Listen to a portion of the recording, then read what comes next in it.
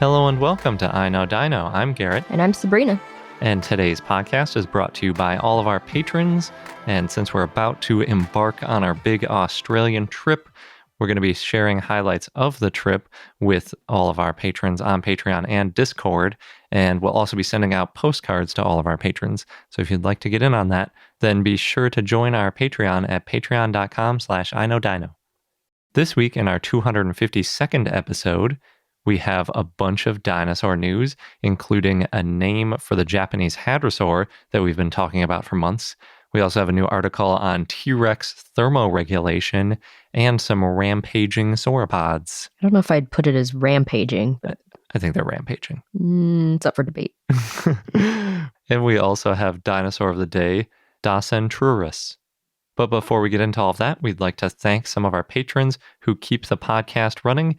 And this week, we'd like to thank Lucas and Eli, Wyatt, the Georges family, John Heck, Ranger Chris from Dino for Hire, Ray, Oliver E., Andrew and Helena Webb, Callum, Ricky, Red Sox Rex, Wouter, Shirak, Moss Utah Raptor, Velociraptor, and Switchbreed.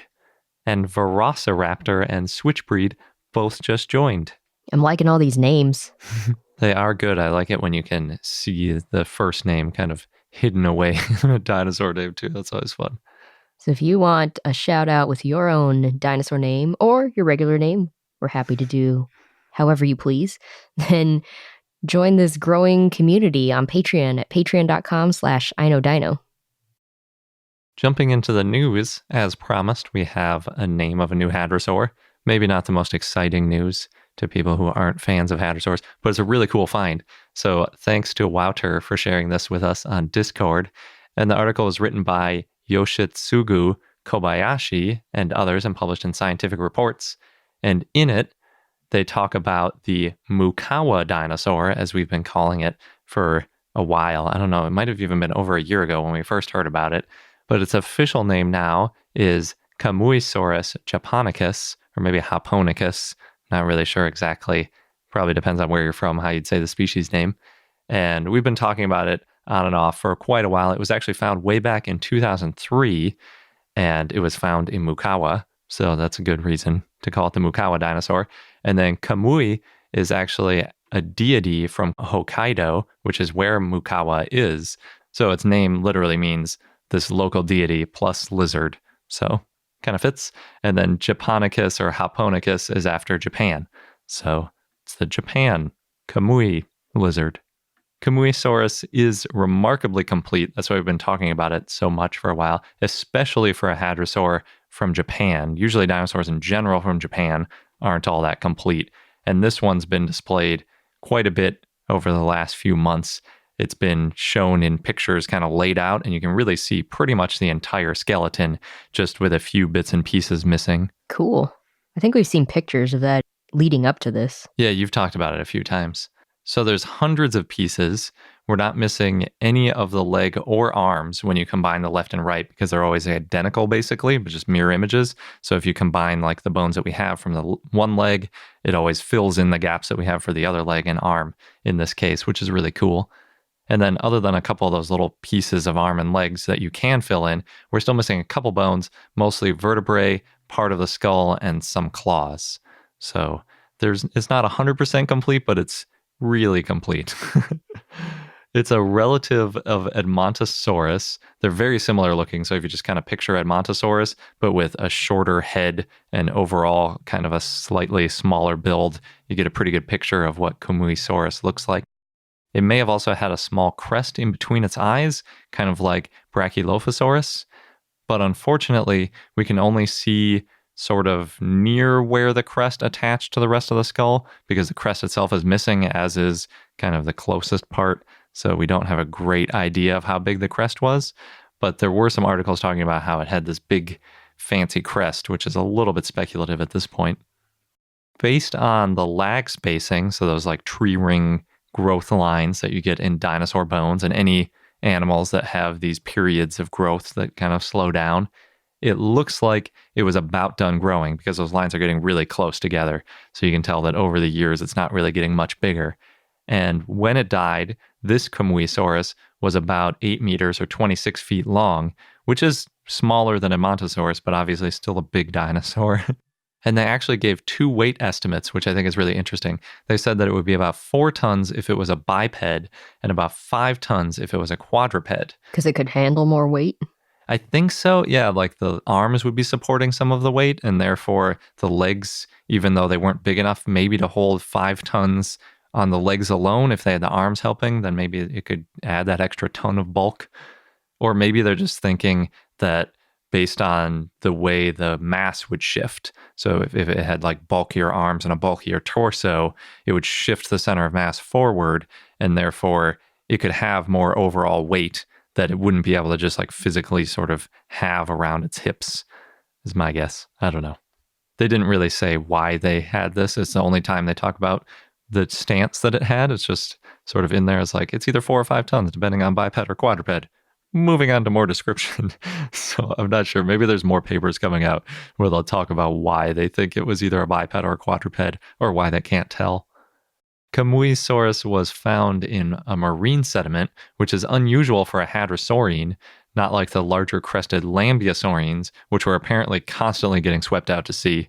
We talked about this a little while ago. I think it was with fauna that were up in Alaska, if I remember correctly. They thought that there were much more lambeosaurines, so the big Parasaurolophus type ones, down by the beach. But then as you got up farther, maybe more towards rivers or just up in the mountains, you saw more of the typical hadrosaur, less exciting head Edmontosaurus type dinosaurs away from the beach. But this one was obviously near the sea because it got swept out to sea.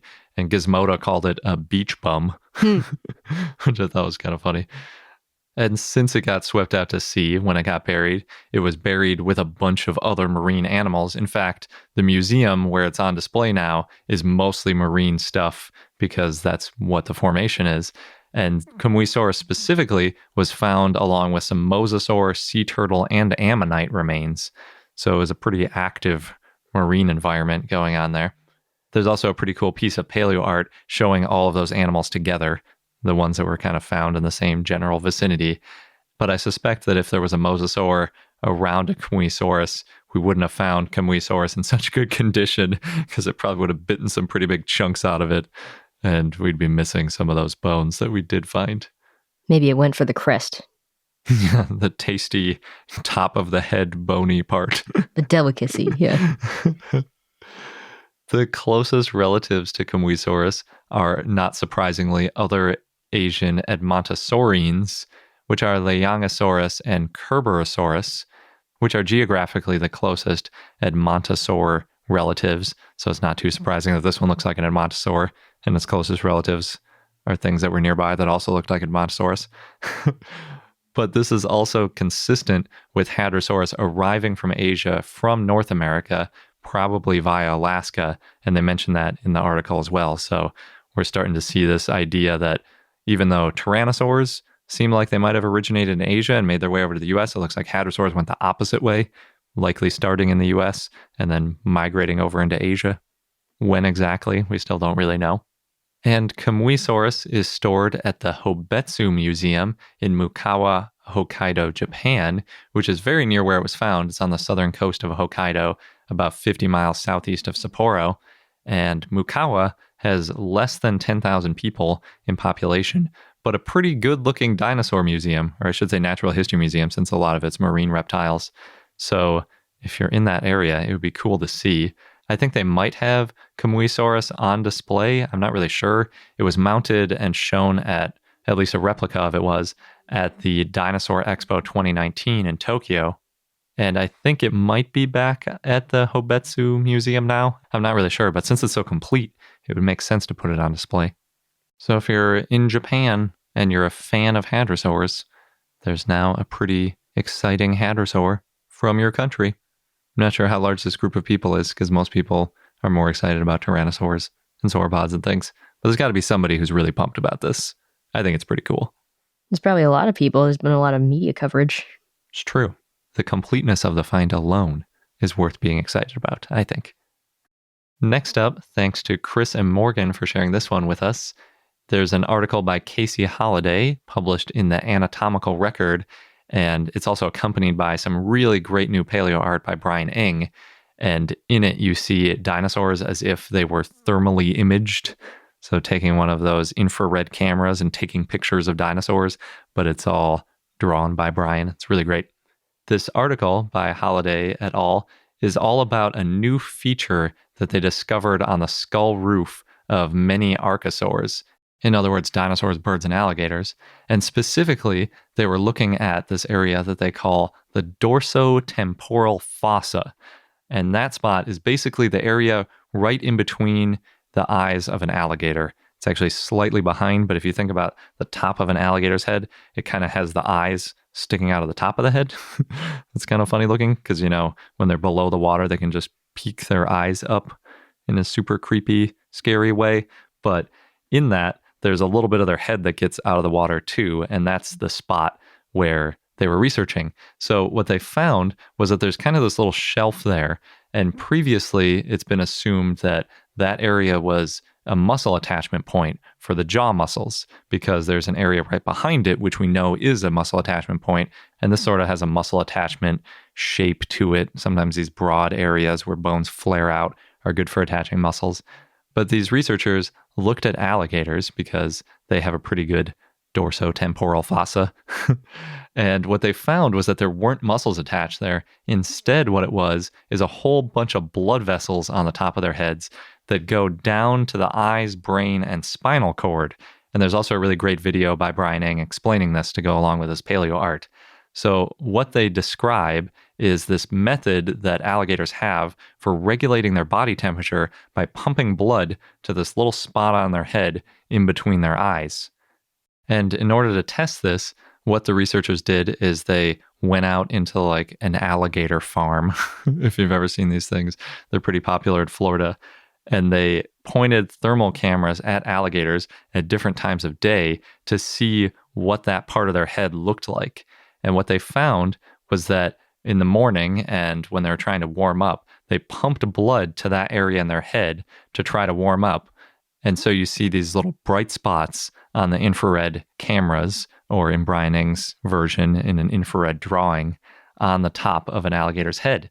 So it's both a really useful way to warm up and cool down. And T-Rex had a very large dorsotemporal fossa on the top of its head, much larger than average for an archosaur. So we think that T-Rex must have been using this to really cool down or warm up.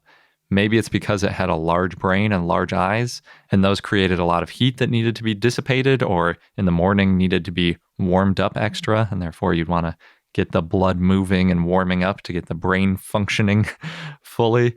I don't know, but they show some really good evidence in this article that alligators use this spot on their head to warm up and get their blood pumping. And tyrannosaurs have a very similar aspect on their head. So it's really cool. You should definitely check out Brian's blog post on this so you can see this picture. It's really great. It shows a Daspletosaurus guarding a killed ceratopsian from some Deinosuchus. So the Deinosuchus have these bright spots on the top of their head, and so does the Tyrannosaur, although the Tyrannosaur is largely brighter in general because we think that they were a little warmer bodied than the crocodilian type animals. But the coolest thing to me about it is that the ceratopsian that it's guarding, you don't even really notice because it's room temperature because it's dead. So it's sort of blended into the background and you only notice it because it's blocking part of the Daspletosaurus. So really cool picture, a really cool paper. It shows that there was something basically hiding in plain sight all this time that we just assumed was a muscle attachment point. But it turns out to be this new function that no one had thought of before. There's a new paper that came out in Paleo Archive Papers about a marine turtle that got trampled by a sauropod in what's now Switzerland. Sounds like a rampage. No, it's trampled. They think that the turtle was already dead and then got stepped on. Mm-hmm. So not a rampage, probably. Typical sauropod sympathizers. Anyway, this paper was authored by Christian Puntener and others, and it happened in the Jurassic. A sauropod stepped on a Plesiochelis bigleri. Don't know if I'm pronouncing that right. Don't know turtles too well, but that's an extinct sea turtle, and then crushed it. And it's not the first time we've talked about sauropods crushing turtles. Actually, Sauropod Vertebra Picture of the Week talked about this, sauropods stomping turtles and how this isn't depicted enough in paleo art. Mm-hmm. I wonder why it isn't depicted in paleo art. Is it a conspiracy? I don't think it's a conspiracy, Garrett. So in this case, the turtle was in a tidal flat environment, and the shell was found under a sauropod trackway. It's possible that the turtle died at sea and then was washed up on shore, but it's also possible the fossil was crushed by the weight of the rocks above it over the millions of years that it was buried. But the authors think it's more likely that the turtle crawled across this tidal flat and then was stranded and died. Then the sauropod came by. Maybe it was looking for an easier way to walk through the area rather than go through a forest, and then it stomped on the turtle. So most likely, Garrett, the turtle was already dead. And this is based on characteristics of the shell, though the authors say that there is no definitive evidence. Mm-hmm. Anyway, apparently there's cases of modern elephants crushing turtles, so this idea of a very large animal crushing a smaller one is not unheard of. I was trying to get to that sweet turtle goop. Squish it and then slurp it up. I don't think that's what elephants go for. Or sauropods, even. At least not on purpose. Sauropods are so big, they probably don't even see the turtles. That's possible. Yeah. But it could be tasty. Could be. You get tired of eating leaves all the time. You see a turtle stranded. Right, opportunistic eating. And we talked about before, too, of the sauropods have to bulk up really fast, and if they want more protein. Mm-hmm. Find a turtle. I don't think it's on purpose. Okay. I think it happened. Maybe sauropods have eaten turtles at some point, but I don't think in most cases it was on purpose. I think their reputation of being a gentle giant is at stake. They could still be gentle giants, just not if they can't see you. Or just not so gentle to turtles.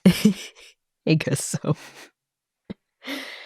Anyway, for people who might be keeping tabs, the Dinosaurs of Utah PDF has been updated and now includes more species of dinosaurs. They now have over 115, and the graphic covers the age of the dinosaurs, the formations they were found, and it has images and names of dinosaurs, and we'll post a link so you can see for yourself. It's a pretty cool one. I think that was one Jim Kirkland worked on. Mm-hmm. We did post something about dinosaurs being found in Wyoming, and he posted about how there's more dinosaurs in Utah. Yeah.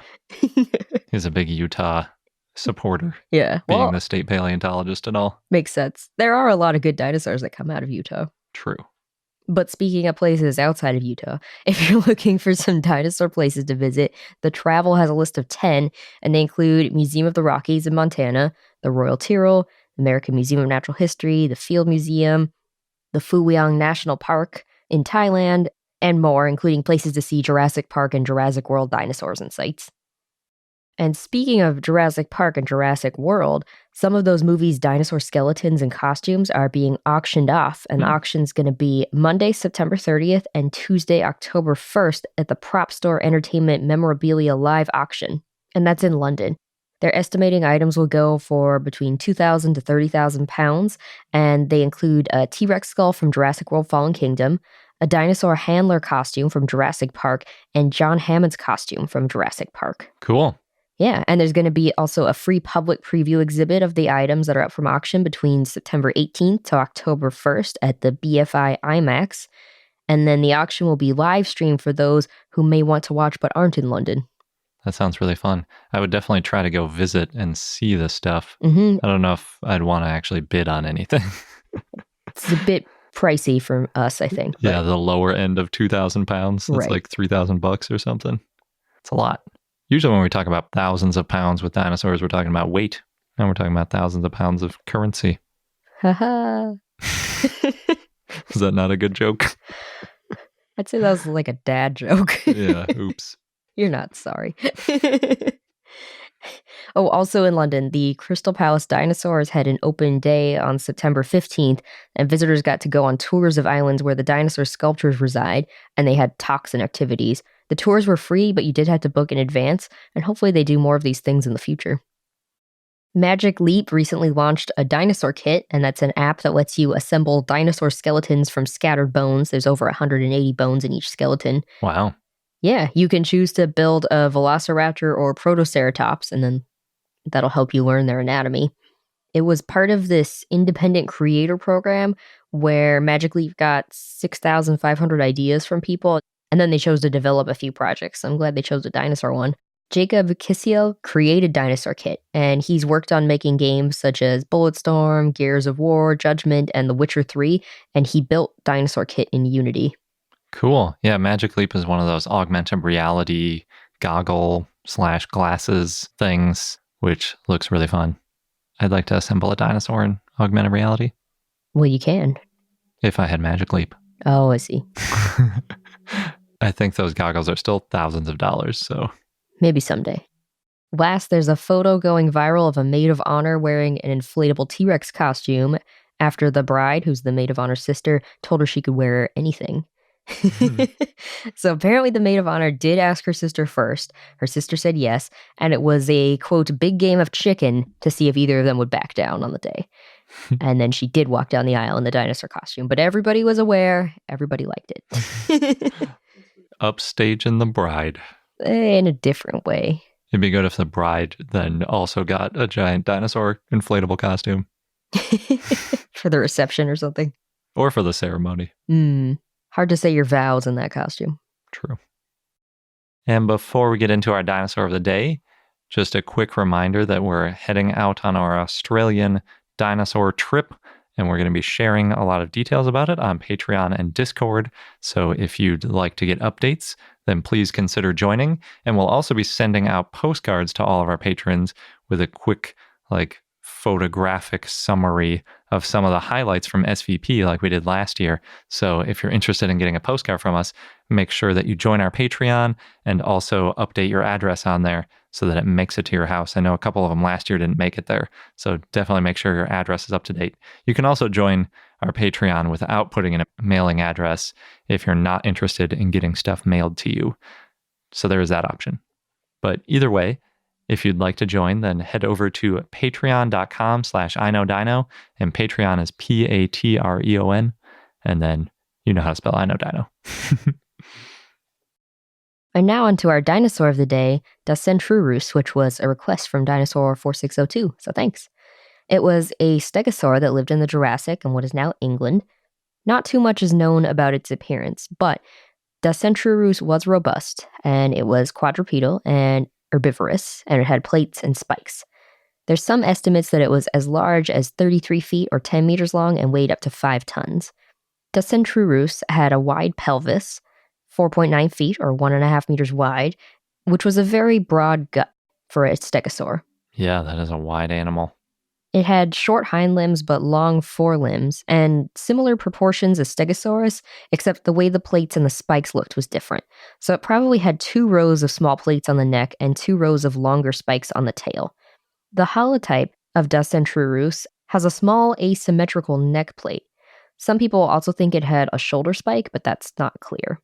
Originally, Dacentrurus was called Omosaurus, but then it turned out the name Omosaurus was already used for a phytosaur, so it was renamed to Dacentrurus in 1902.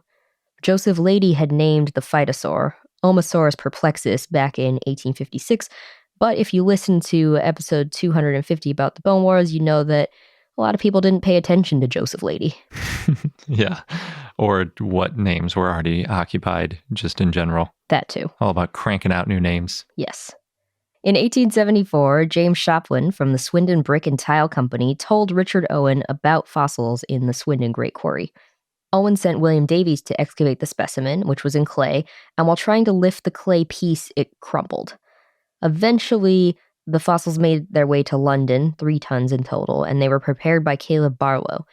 Omosaurus armatus was named in 1875, and that's based on a skeleton found in the Kimmeridge clay, and it was described by Owen in 1875.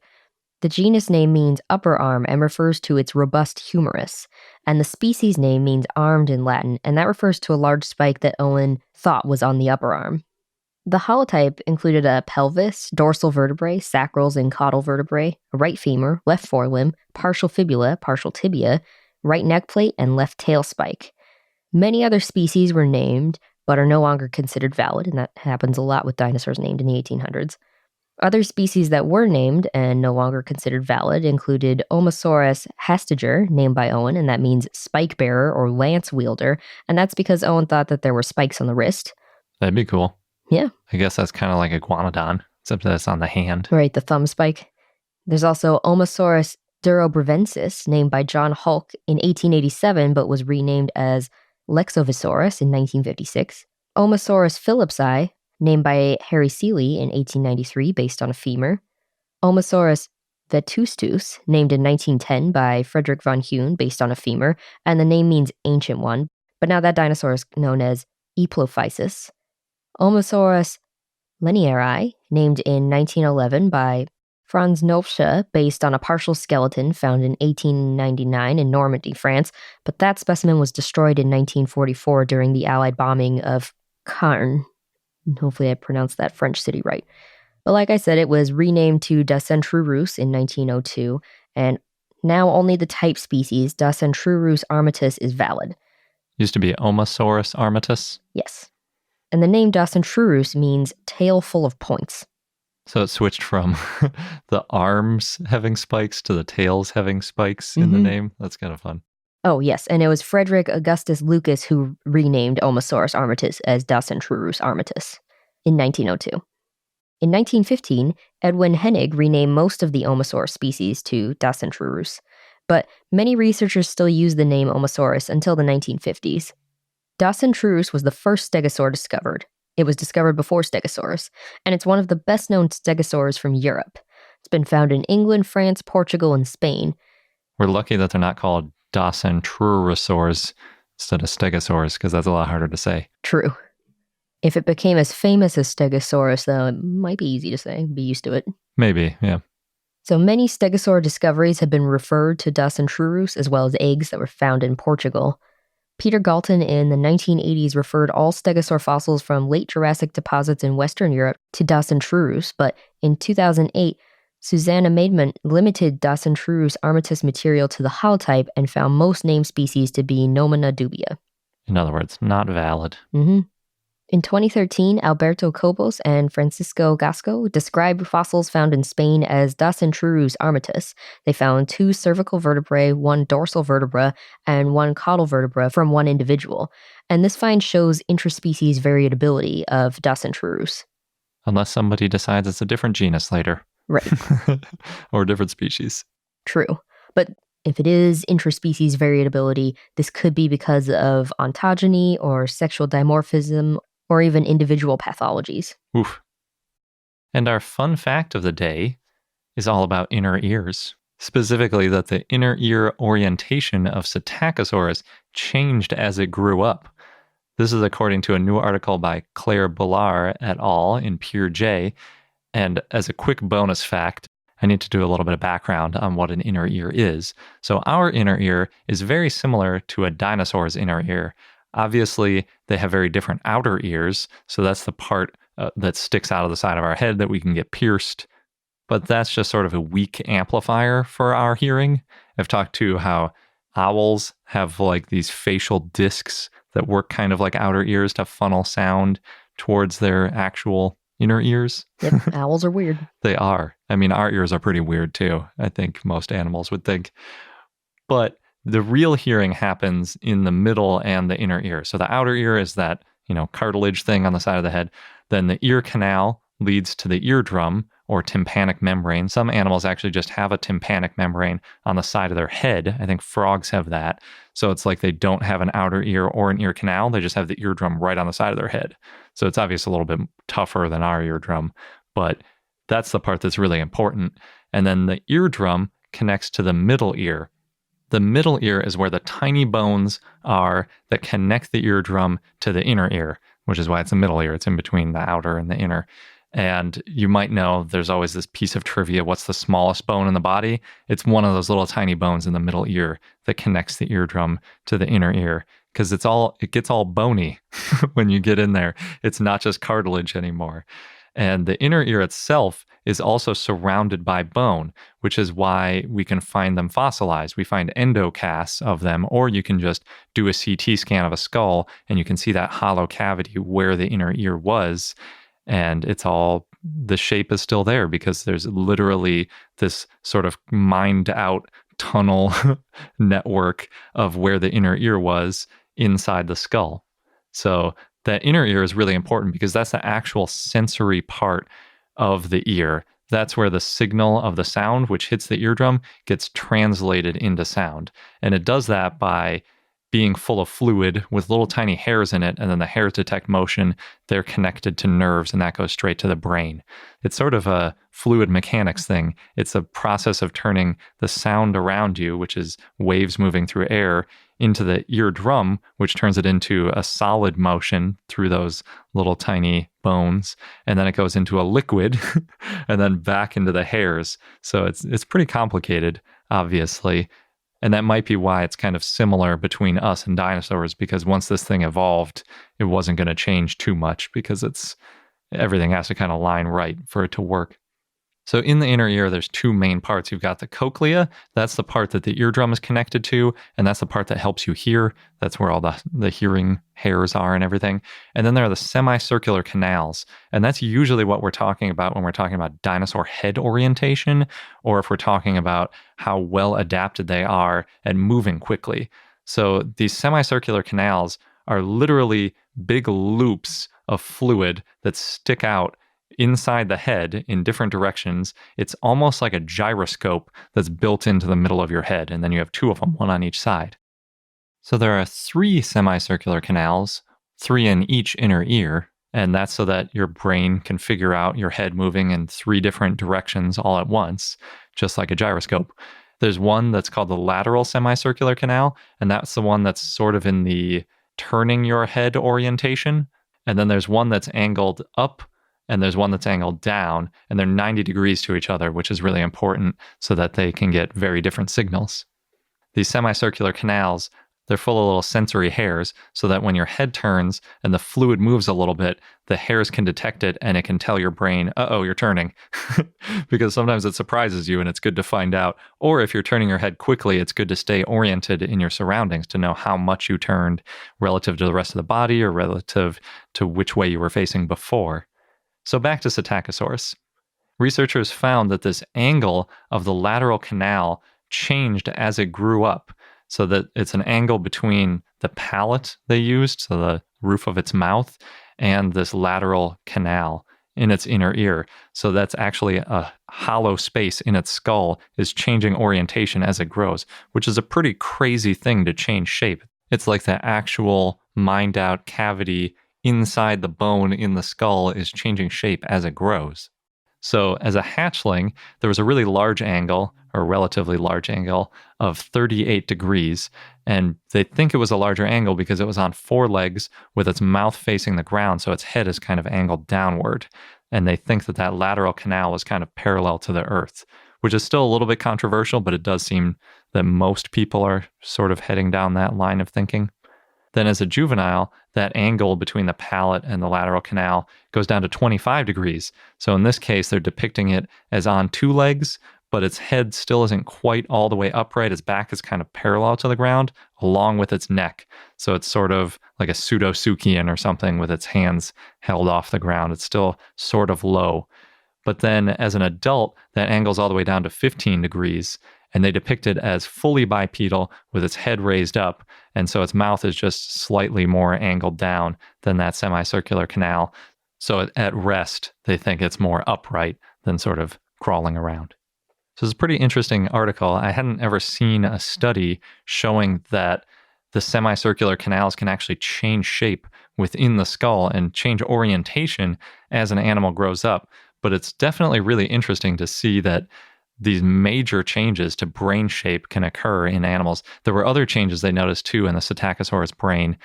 It's still weird though, because if you think about a human brain, ours stays pretty much the same shape the whole time we grow up. It doesn't make these big changes in direction and remodels as we grow up. Like babies don't have a different inner ear than adults. It's pretty crazy. Is that surprising though? You find out all kinds of crazy stuff all the time. It's true.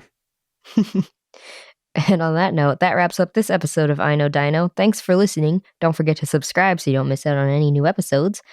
And consider joining our growing community on Patreon, patreon.com/iknowdino, especially before SVP. Thanks again, and until next time.